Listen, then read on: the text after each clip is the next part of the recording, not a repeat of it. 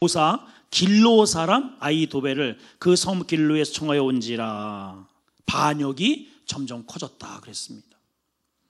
제사를 드렸다는 것은 예배를 드렸다는 거예요. 근데 이 예배가 어떤 예배일까요?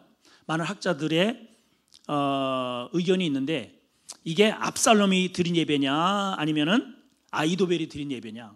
문맥적으로 보면은 압살롬이 드린 예배가 맞아요. 도착하자마자 헤브론에 가서 예배를 드립니다. 여러분, 왜 예배 드렸을까요? 이스라엘은 예배 공동체니까 드리는 겁니다. 그리고 자기가 왕이 되는 것을 그들에게 합법화를 선언하는 거예요. 근데 문제는 뭡니까? 하나님이 인정하지 않는 예배를 드리는 거예요. 말씀과 상관없는 예배를 드리는 거죠. 그냥 예배하는 겁니다. 내 기분, 나의 어떤 목적을 이루기 위한 형식적인 것들을 지금 공론화하고 있는 것입니다. 지금 시인은, 이 기록자는 그것을 우리에게 지금 고발해 주고 있는 것이죠.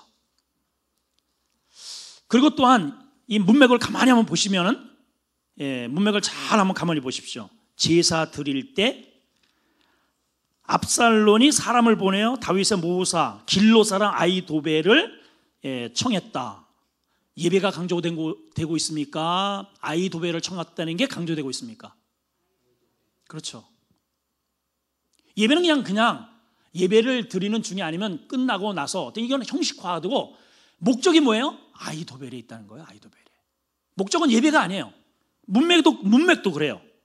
제사 드릴 때 이게 그냥 형식이야. 그리고 나서 강조점은 뭐에 있습니까?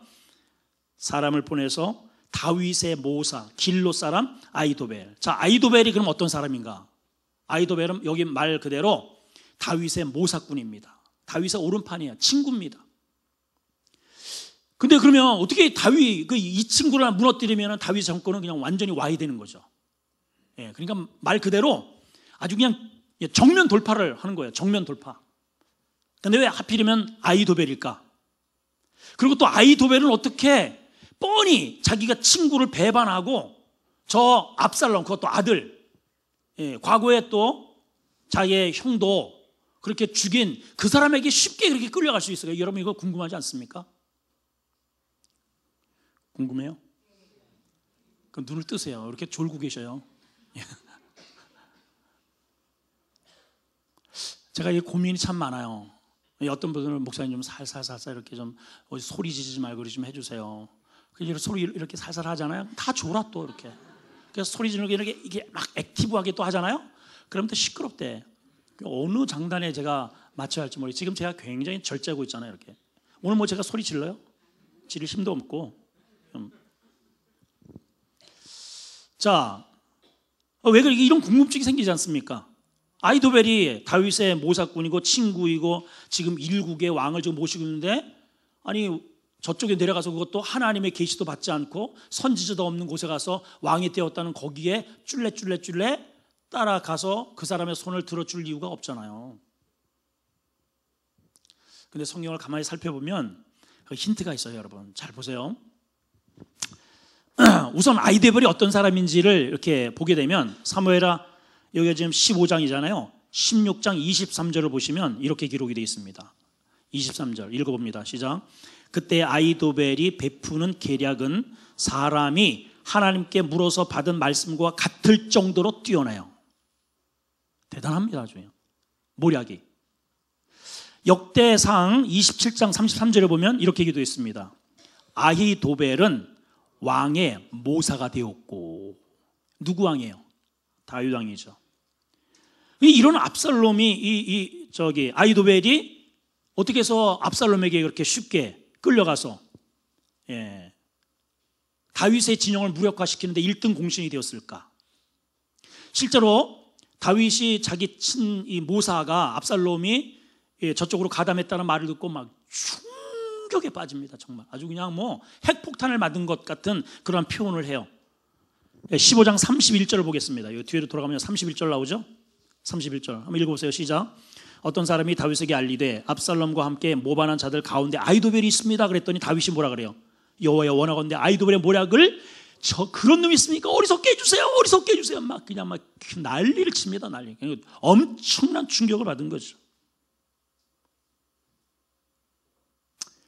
자, 아히도벨은 우선 다윗의 장군 37인 가운데 한 명이었습니다.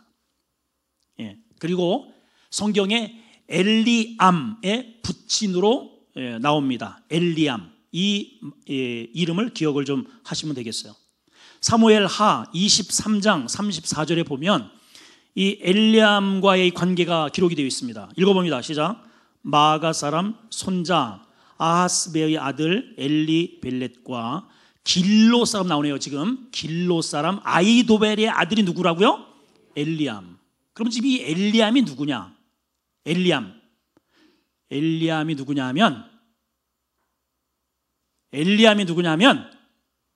자, 눈 뜨세요. 엘리암이 누구냐 하면, 자, 일단은 아이도벨, 여기 말씀해 보게 되면은 아이도벨의 아들이 누구라고요? 엘리암. 그럼 엘리암이 누구냐? 밧세바의 아버지입니다. 좀 놀라셔야 되는데 전혀 이게 밧세바가 누구예요? 이런 표정이에요. 밧세바의 아버지라고요. 자, 보세요. 사무엘하 11장 3절을 보겠습니다. 시작. 다윗이 사람을 보내 그 여인을 알아보게 했더니 아뢰되 그는 엘리암의 딸이요 햇사람 우리아의 아내 밧세바라. 엘리암의 딸 나왔죠? 그럼 엘리암이 누구예요? 아이도벨의 아들이잖아요. 자, 그러니까 밧세바와 아이도벨은 어떤 관계예요? 손녀딸이야, 손녀딸. 여러분, 다윗이 자기 친구가 말은 못하고 손녀딸을 자기가 취해가지고 부인 삼아버리고 자기 손녀딸의 남편을 갖다가 앞세워가지고 죽여버린 거 아니겠어요? 그랬죠? 여러분, 그랬죠? 참, 제가 이 말씀을 연구하면서 역시 뿌린 대로 거둔다. 이게 틀림없구나. 역시 뿌린 대로. 이게 암논의 강간 사건, 또 살인 사건, 또 지금 이 압살롬의 이러한 모반 사건, 이 모든 것들이 다 사실은 그 중심이 누가 있느냐면은 다윗이 뿌린 거를 거두고 있다는 그런 생각이 듭니다. 그런 것 같아요. 오늘 이 여정들, 과정들을 이렇게 쭉 살펴보면 몇 가지를 우리가 살펴봤죠. 반역이 어디에서 일어나는가? 말씀에서 떠난 자리에서 일어나는 거예요. 형식적 예배 자리에서 일어나는 거예요. 하나님의 이름을 하나님 이름으로 여기지 않는 데서 일어나요. 저는 우리 교회가, 저는 소원이 딱 한 가지입니다. 한 가지. 하여튼 여러 가지 여러분들이 느끼는 담임 목사의 메시지, 또 제 메시지가 사실 거칠고 또 때로는 책망도 많이 하고 사실은 그거 제가 인정을 합니다.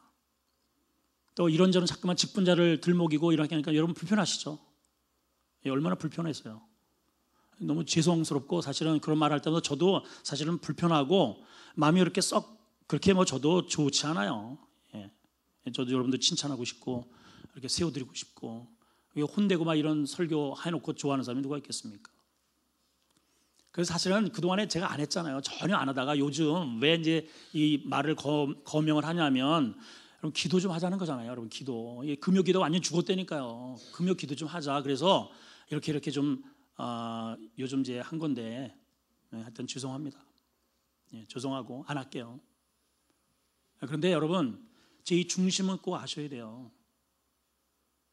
이 중심을 뭘 아셔야 되느냐면 저 목사가 그래도 하여튼 본인도 그렇고 이 교회를 말씀으로 세워가려고 꽤나 애를 쓰는구나. 여러분 이 진리를 모르면 우리 교회는 소망이 없다고 저는 생각이 돼요. 저는 다른 욕심 없어요. 여러분들이 저를 욕해도 괜찮고 여기서 등 떼면서 내보내도 괜찮아요. 저 아무 상관없어요. 저는 진짜로. 저는 정말 이 교회가 여러분들의 어떠한 나를 내가 좀 이렇게 나를 좀 인정받고 내가 편하고 여러분이 편하고 여러분들이 인정하고 저는 그거 상관없어요. 저는 관심 없고 하나님의 말씀이 우리 교회에 세워지느냐 마느냐 저는 관심은 여기에 있어요. 진짜입니다.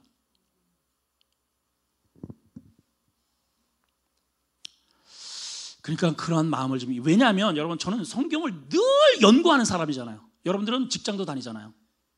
저는 눈만 뜨면 성경과 씨름하는 사람이에요. 근데 성경 제가 어디를 봐도 하나님 말씀에 부합하지 않으면 그건 다 망해요. 사람 따라갔다가는 다 망해. 제가 그걸 알잖아요, 여러분. 근데 여러분은 끊임없이 저한테 요구하는 게 뭐냐면 성경 말씀이 아니에요. 그래서 제가 끊임없이 고민한다는 게 그 고민입니다. 내가 도대체 어떻게 앞으로 목회를 해야 될까? 아니, 기도를 우리가 좀 하자고 해서 우리 이런 분들은 적어도 기도 좀 합시다. 우리 이것도 안 하면 도대체 제가 무슨 설교를 하란 말입니까, 저에게? 좀 되묻고 싶은 것도 있어요. 물론 제가 설교가 격하고 좀 여러분들이 듣기에 불편한 것도 물론 있지만, 안 그러면 이런데도 이렇게 훌륭한 아버지에게서도 이런 반역자가 나오는데요, 여러분. 그렇잖아요. 이게 얼마나 심각합니까? 하나님의 이름은 그래도 자기의 이름으로 도용을 지금 하고 있는데, 예?